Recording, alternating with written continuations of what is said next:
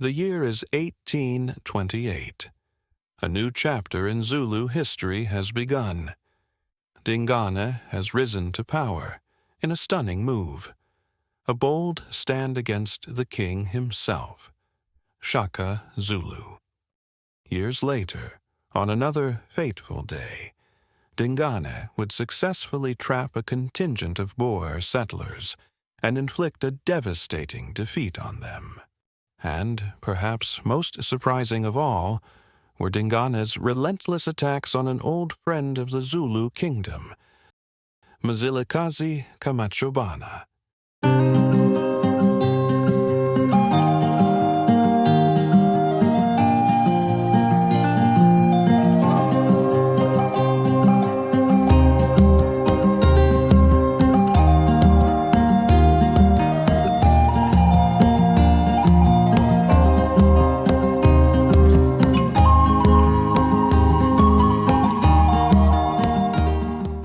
Season 2, Episode 6, The Rise of Dingana.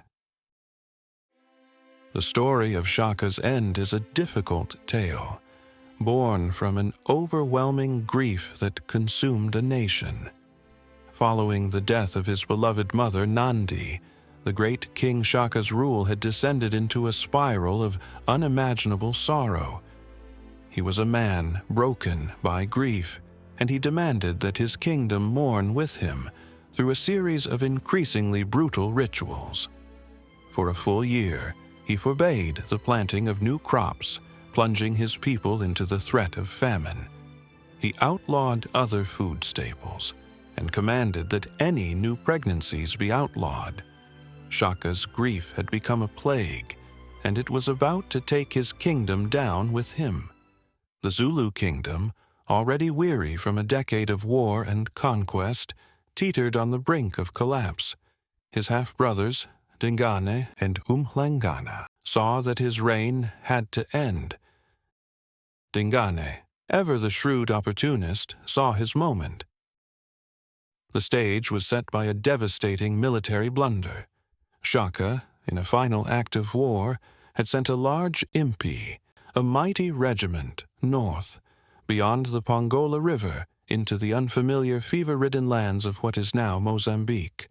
Their mission, to hunt down the remnants of the powerful Ndwandwe tribe, led by King Kagasa. It was an expedition born of a desire to crush the last vestiges of a once great rival. It was a disaster. The warriors, weakened by dysentery and famine, were forced to forage for survival. They failed to defeat Soshangane and were relentlessly harassed by the forces of King Sobhuza of the Swati on their long, desperate march home. The warriors who survived were a broken, demoralized lot. The capital, Kwaduguza, was virtually deserted of its fighting men. No one dared return to face Shaka's wrath and report their failure. This was the opening Dingana had been waiting for. He feigned illness to slip away from his duties, joining his conspirators, his brother Mhlangana and Shaka's trusted general Mbopha, to orchestrate the final act. On a cool September afternoon, in the year 1828, the deed was done.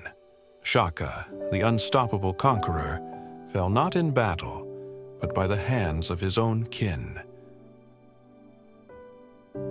With his death, the Zulu throne passed to Dingana. But a king's power is not just inherited, it must be proven.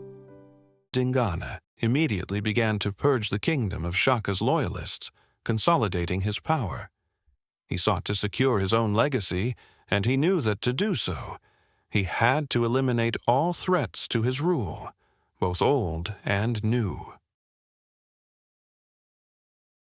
Dingana's reign, just like Shaka's, necessitated keeping his amabuto, that is, Zulu regiments, constantly employed and rewarded with the redistribution of the spoils of war. This need, coupled with a deep-seated desire to assert himself as a preeminent leader, drove his relentless pursuit of Mzilikazi kamachobana. Mzilikazi had famously severed his ties with the Zulu kingdom around 1822. His rebellion, a bold refusal to surrender the spoils of a successful cattle raid, was an act that Dingane would neither forgive nor forget. While Shaka's diviners had warned him not to pursue Mzilikazi, prophesying Mzilikazi would build his own kingdom far away, Dingane had no such reservations. He was a new king, with new ambitions, and he needed to forge his own legacy. The Zulu war machine, now under Dingane's command, was a fearsome instrument. His first campaign against Mzilikazi was launched in the spring of 1830, a mere 2 years after his ascension to the throne. A raiding Zulu regiment, sent by Dingane, found Mzilikazi's Ndebele people. The ensuing clash was a brutal baptism of fire in a ferocious engagement on the upper reaches of the Sand River. Mzilikazi's forces, though outnumbered, fought with a desperate ferocity.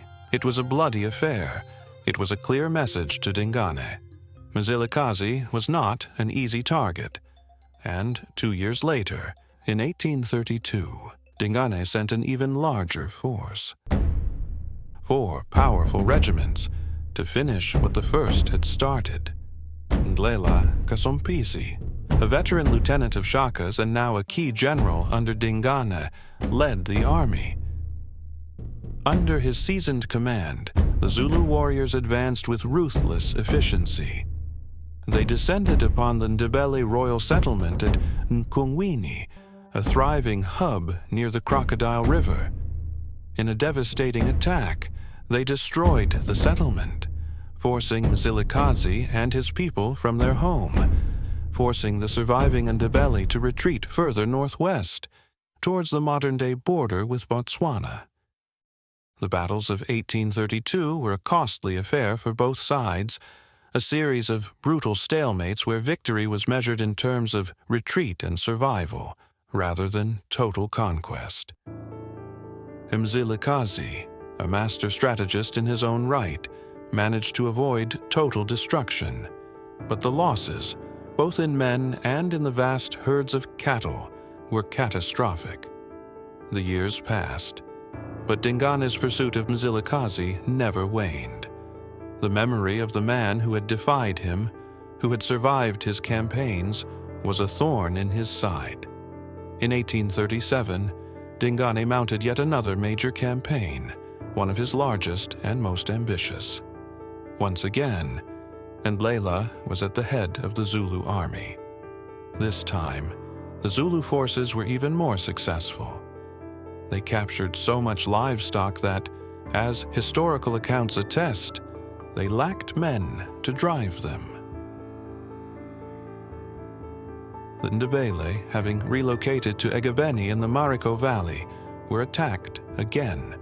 The battle was a ferocious, bloody affair, but it ended, as so many before it, in a stalemate.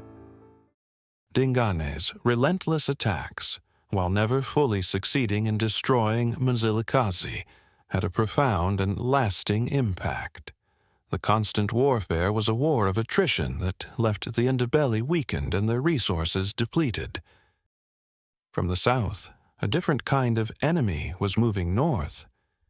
They were not an army of warriors with spears and shields, but pioneers with wagons, firearms, and a relentless desire for new land. They were the Voortrekkers. Dingane's reign would reach a climactic point with the arrival of the Voortrekkers. In November 1837, a leader named Piet Retief met with Dingane, seeking permission to settle in the Tugela region. Piet Retief, in a display of their power and their firearms, his men showcased their might by successfully recovering cattle, stolen from Dingane by a rival Tlokwa nation. While it was a condition for the treaty, Dingane perceived the Voortrekkers' success and their weaponry as a military threat. The Deed of Cession, granting the Tugela Umzimvubu region to the Boers, was signed by Dingana on February 6, 1838.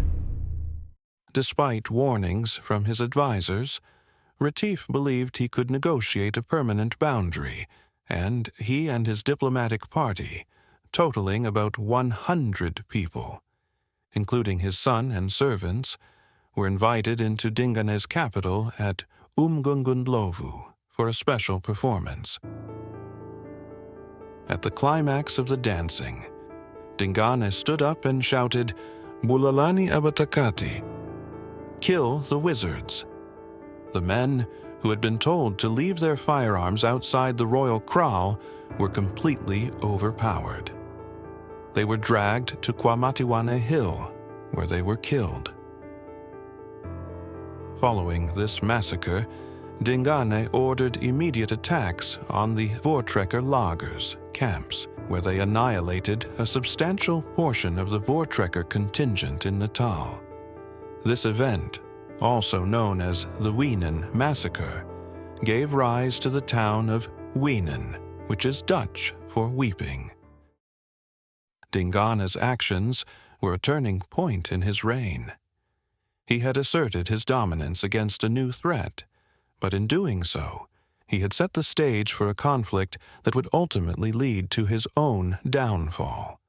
He sought to solidify his power and preserve the Zulu kingdom's dominance in the midst of growing encroachment by European settlers. In the wake of the killing of Piet Retief, the Voortrekkers sought retribution.